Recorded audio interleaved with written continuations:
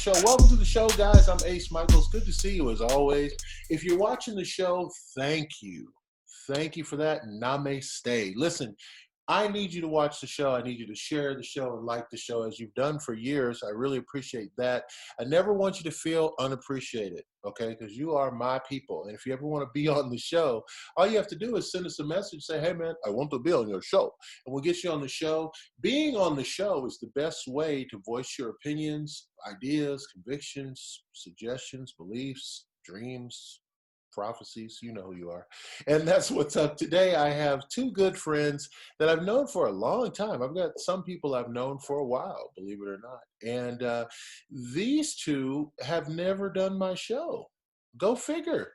Go figure. I asked the gentleman many a time, actually. I mentioned it. I don't think he took me serious. I think he was like, I am too big to do this type of thing. Call me when you are a superstar. But anyway, that's a side story. That's a whole nother show. But welcome to the show today, my good friends, Sally Olson and Ned Mills. And thank you for calling me a gentleman. I appreciate that, Ace. Oh, yeah. We can edit the show. That's no problem. No, you know, the thing is, I haven't actually seen the two of you since the last time I saw you on stage, which is kind of strange because I haven't been to some stage shows for it's been a year now. Yeah, that's true. Yeah, I think you saw me at the Rampart, right? Yeah, it's been longer than a year then since I've seen you both. You both look great. Good to see you both. Yeah. So the audience doesn't know probably a lot about what you do. One thing I want to say about Ned is that he plays a million instruments, right? You play a trumpet, you play piano, you play flugelhorn, you play have I seen you playing a harmonica as well? Yeah, I've play a done that. harmonica too? And I play the fool once in a while too. You know. You play the flute as well, don't you?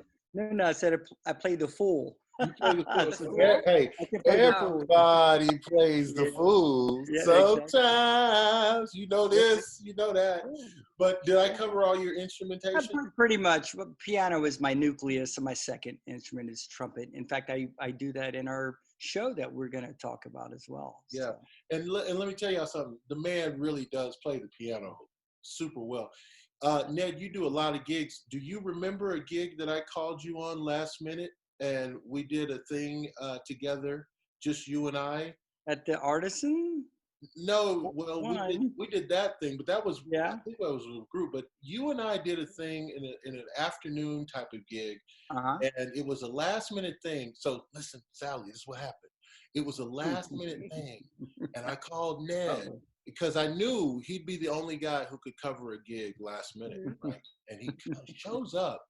He did so good on the gig. Like, he had jokes, he had things to do in between. He had music to play in between our sets. Like, he had everything. It's literally like he opened up a bag of like music gig 101 and he was like, he had it covered. It was awesome. Awesome. The client loved him. I loved him. I still love him. The client probably still loves him. It was awesome. But enough about our life together. Now you guys are doing something. Please tell us whatever you want to share. You have the floor.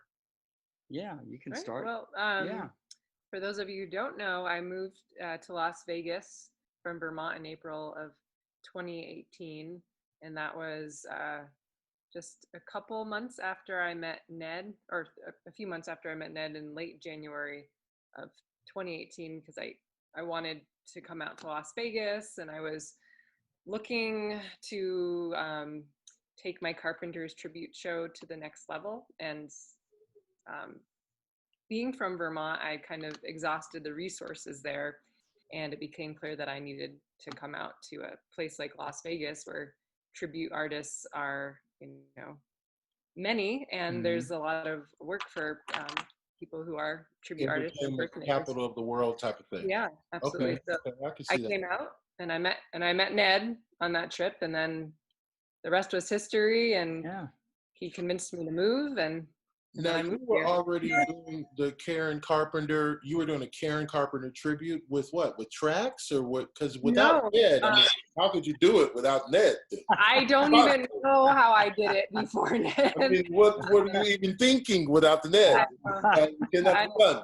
it's a very different show than it was originally. No, it was just me and with a pianist, and then sometimes if the budget allowed, it was me and a pianist and bass and drums, and then sometimes I would just go out and perform with tracks. You know, How do you like doing tracks? Let's be honest. You can tell me. We got no censorship on the show. How do you like it with tracks? well, with the Carpenters' music, it's kind of a unique situation because using tracks is really, in addition. I mean, I don't like. Okay, there's a difference here. Exactly. Go Like ahead. going out Speak and your mind, performing. sister. Go ahead. You can tell us. Pros and the Okay. cons. I don't Good like and the bad. going out and performing just me by myself with tracks. Like that I don't like so much. But with our full bands, the tracks are used to kind of enhance and fill out the sound. And really with the Carpenter sound, they were overdubbed and stacked harmonies, and that's really the only way to get their sound as sort of in their recordings in a live performance setting. They did the same thing too. Yeah, They I were forgot ahead that of you their can time. I forgot you can do tracks with a live band.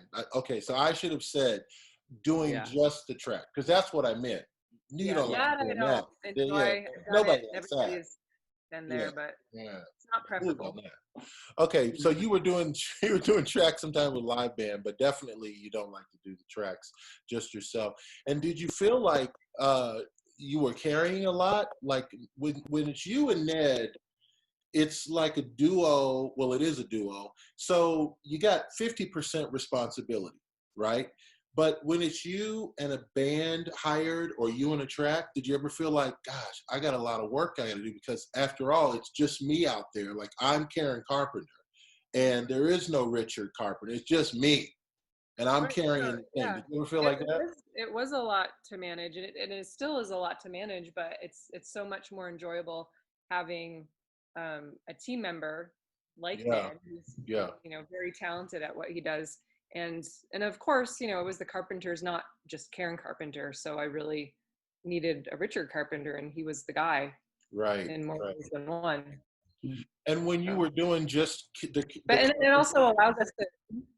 When you were doing the Carpenter show, did people ever come up after and go, gosh, it'd be great if you had a Richard?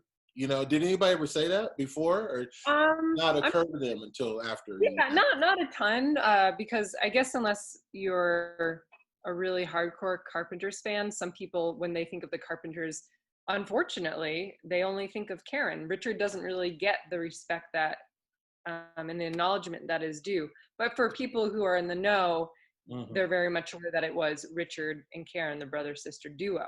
And she very much depended on him because, I mean, he's the one who, some of the music was original, and he and John Bettis co-wrote, and other songs that they covered, but he was the arranger, and he had the talent of picking out music and songs that were perfect for Karen's voice. So. No, I've heard it said, I wouldn't know because I've done zero tribute artisting and zero imitative work in my entire life. But I've heard it said that if you do a tribute show for a while, you kind of attribute the character a little bit. And I would imagine that, if you play Liza, you probably attribute some Liza. You play Mariah, or you play Joan Rivers, or you play any one of these characters that, you might start to attribute. Would you agree with that, or can you have any thoughts on that? Yeah, I would agree with that. Part of my task of becoming Karen Carpenter, so to speak, was not only it's not just the music; it's studying the mannerisms, the way she moved on stage, gestures, and even her speaking voice. And so I think one of the interesting things for me on a day-to-day basis, when I'm just being myself, the way I talk, it kind of just naturally comes out as, it sounds like Karen's speaking voice. And I don't even try to do it anymore. It's just become so ingrained in me. And it's kind of funny.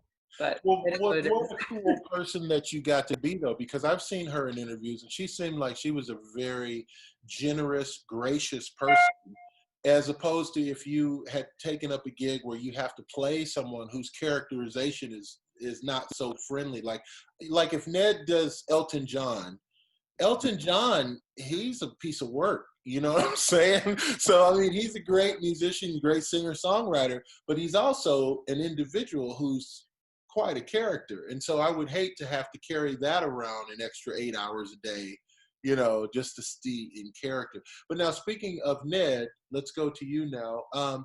So when I first met you, you were, some people called you the maestro. Did you know that? They called you the maestro. Really? Yeah, Not for my face, but even you know, they'd all get together, like smoke a cigarette at the end of the bar, and they'd be like, "Yeah, he's the maestro over there." But so now you've been in entertainment for a while. I get the impression you were a child performer, and probably you too as well, Sally. But Ned, didn't you start off as like 3-year-old, like out of well, the womb? no, I wasn't that young. I was 4. But yeah, I started. I can disclose it. I guess I'll be 56 years old in October, and Young man, strapping young man. For over 50 years of my life. I started in '68, and I started out playing the piano. My father. Born in '68. Oh my God! Yeah, play me a song. Dude. So my father was a novice pianist, and he didn't play professionally, but he was always interested in songwriting. And there's a lot of music on my mother's side of the family. My grandmother was one of those silent movie piano players. She'd watch the silent screen and play the piano, you know, and that whole style of stride piano where you're playing back and forth, you know, was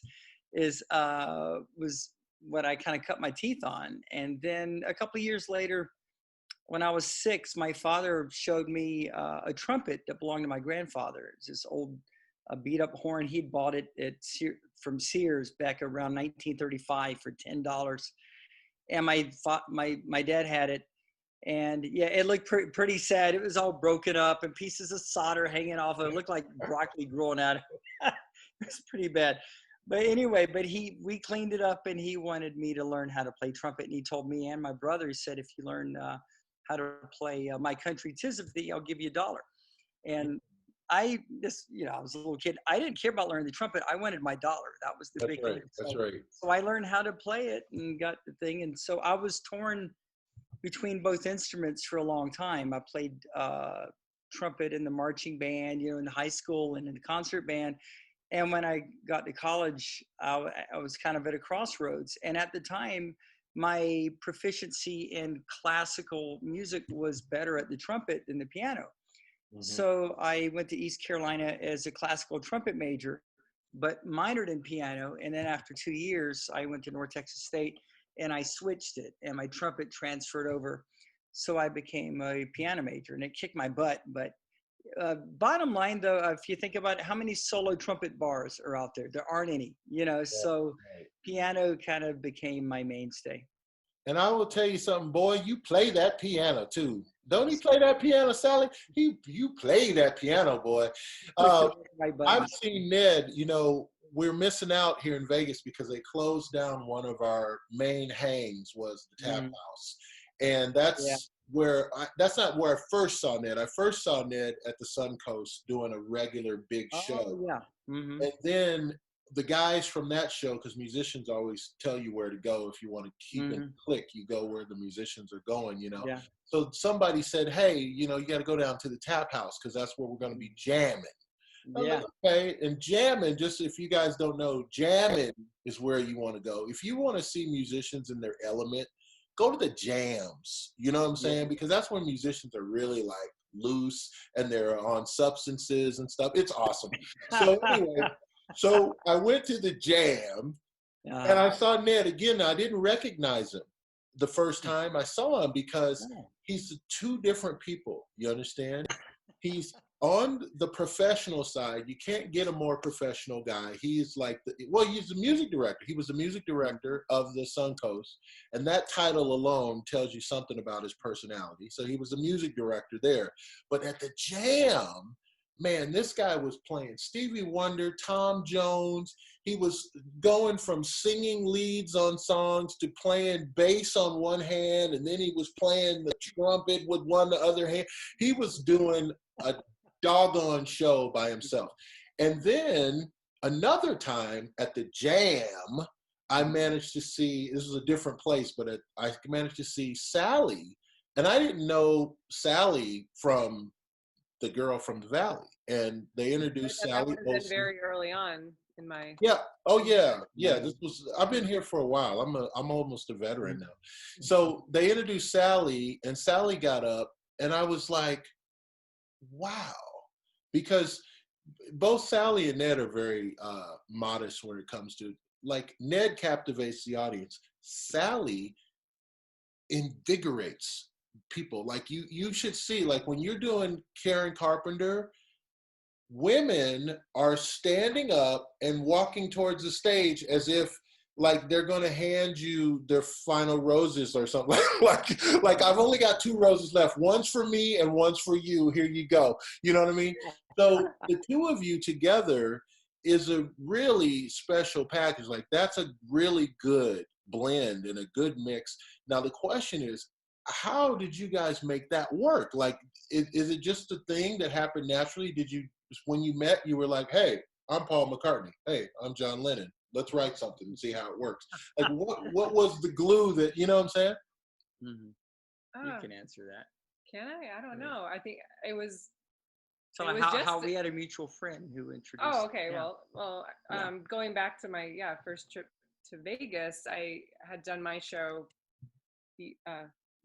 before Ned. What is that? And the year began. It was back in Indy before Ned or something like that. Yeah. 1 year BN.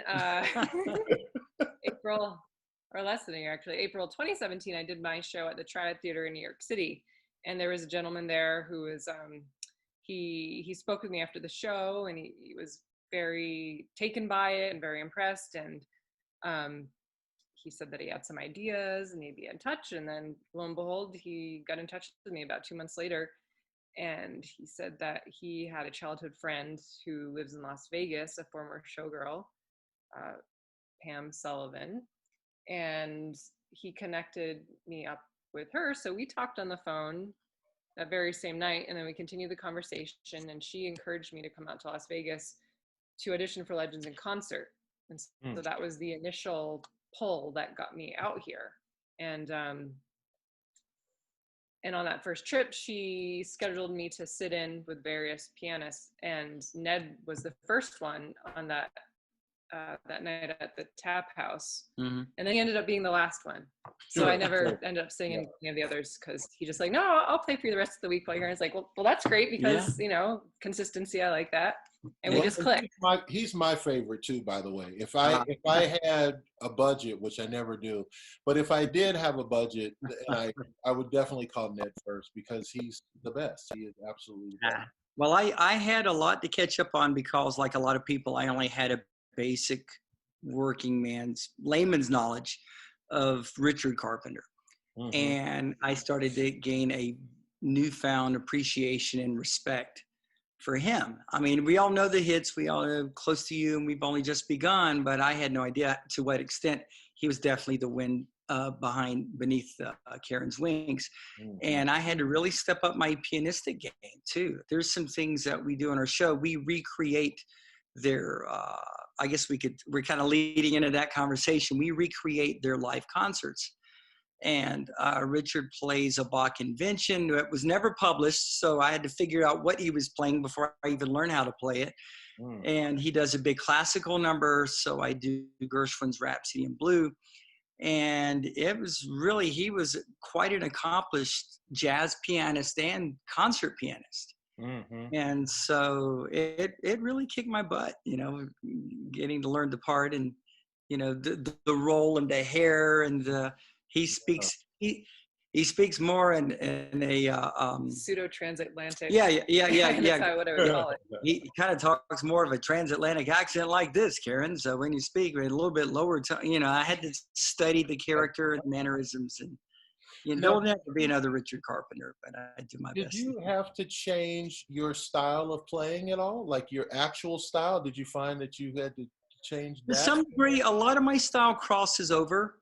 A lot of people don't realize before the Carpenters became the Carpenters with their their first album. What was the one that was changed? It was Offering. Offering. Before Repackaged as that, Ticket they to had Ride. won a Battle of the Bands, and actually they had a jazz combo.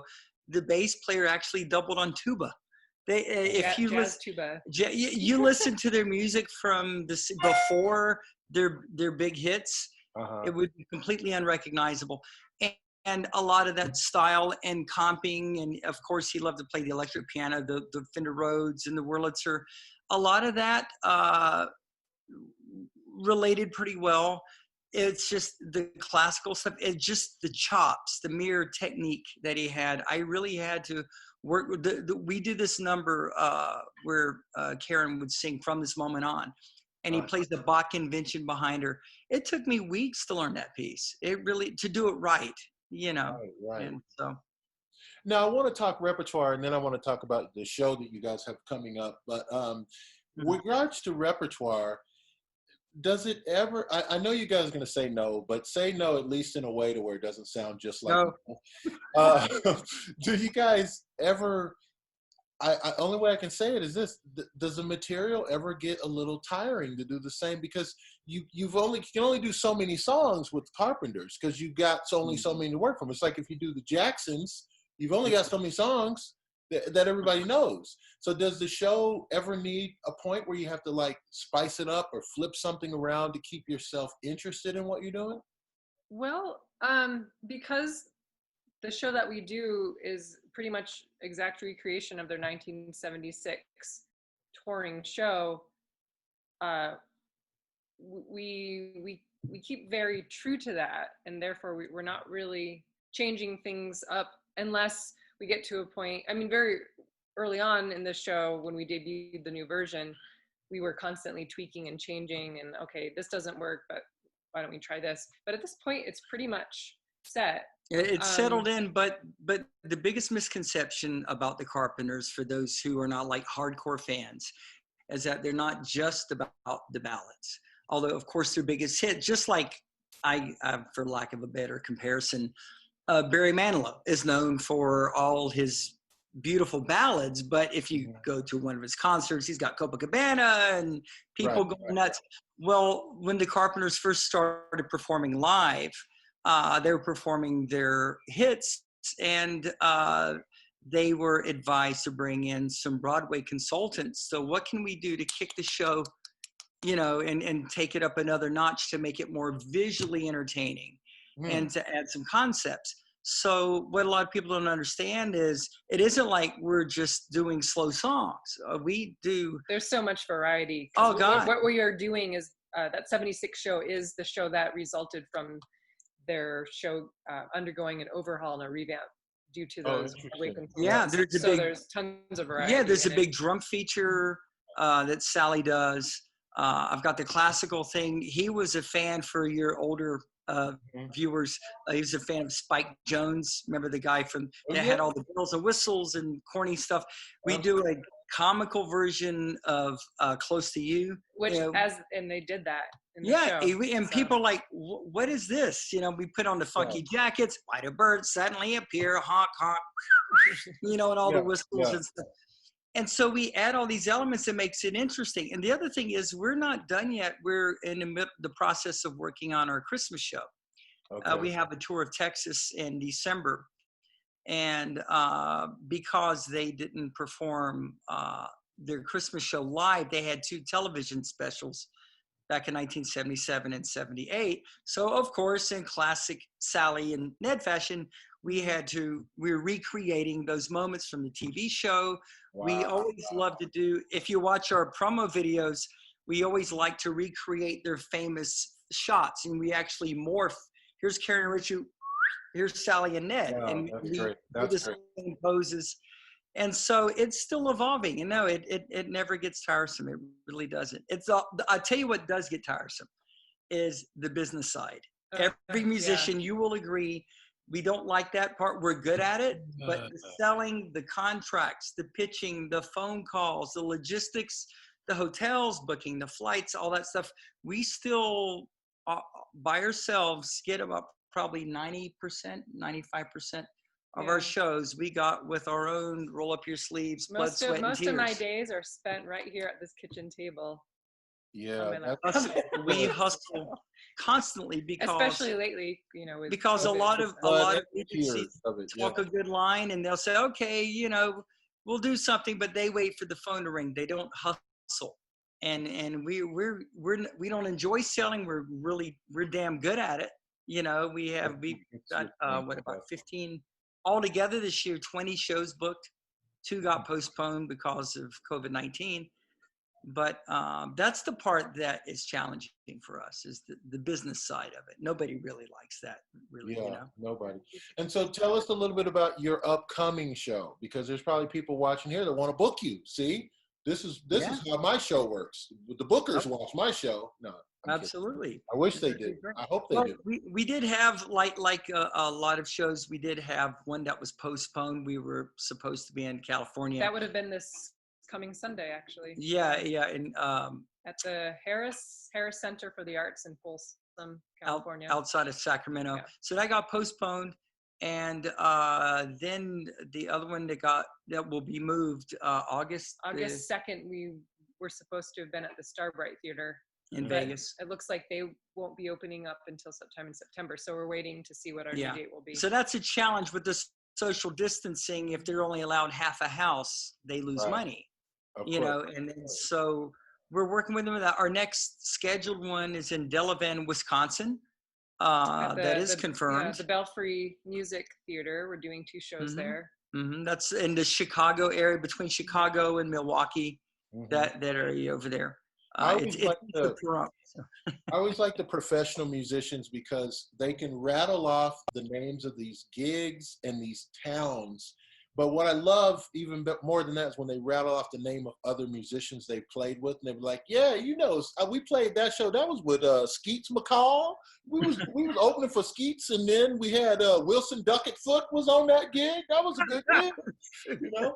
Hey, you guys, you're awesome. Now, if we want to reach you, because we want to stalk you on the internet, we like you. We want to follow you. We want to praise you and worship you. And there's a difference, by the way, between praise and worship. That's the next show we're going to do. Yeah. But we do want to follow you. So how do we find you guys on the social media?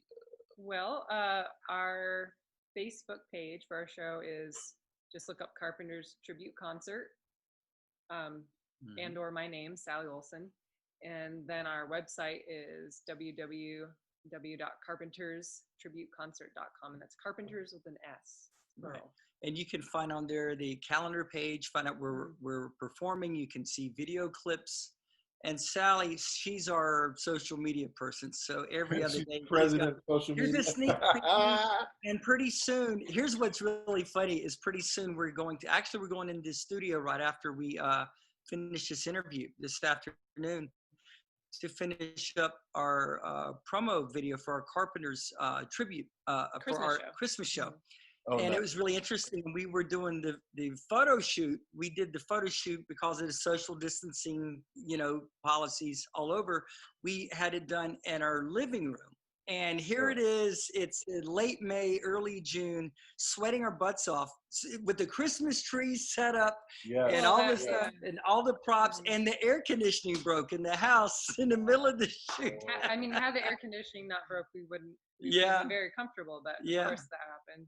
So the Christmas thing is really special. It's a lot of fun. I'm in charge of props. I built a fake fireplace with the stone, and you see the fire glowing, and you got the tree and the whole thing. So I love that side of the show. So and before I forget, our next upcoming show in Las Vegas area, assuming everything goes well and as planned, is September 25th at Anthem Freedom Hall Theater. Oh, wow. I bet that's beautiful. I love Anthem. I found out about Anthem completely. And we're at the Sanders Family Winery. October 3rd. October 3rd. In Pahrump. Very nice. Very nice. Try the Burgundy. I highly recommend it. Highly. Hey, guys, it is Sally Olson and Ned Mills on the Ace Micheals Show today. Wonderful conversation with 2 wonderful people. You guys continue to bring the blessings. You guys are making people happier than they've ever been. That's what they told me. Anyway. Thank you. And Ace, I would like to take a moment and commend you because you are being very humble. You are quite a talented gentleman. I've backed you up many times and seen you just throw down and just get it going. And we both want to thank you from the bottom of our hearts for what you do to support the entertainment community. This really means a lot to us. Thank you, so guys. much. Coming from you, that means an awful Yeah. lot. Thank you very much. Yeah. We're gonna all keep it going. We're gonna keep it moving. We're all gonna keep playing shows, and the city's gonna open back up, and the venues will get bigger, and the crowds will get more lively, and it's all gonna be a wonderful thing. Hey, man, it's been the Ace Micheals Show today. You know what I say at the end of every show? I still mean it. Live the life you love. Love the life you live. Thank you. Thank you. Right. Hey, guys, that was.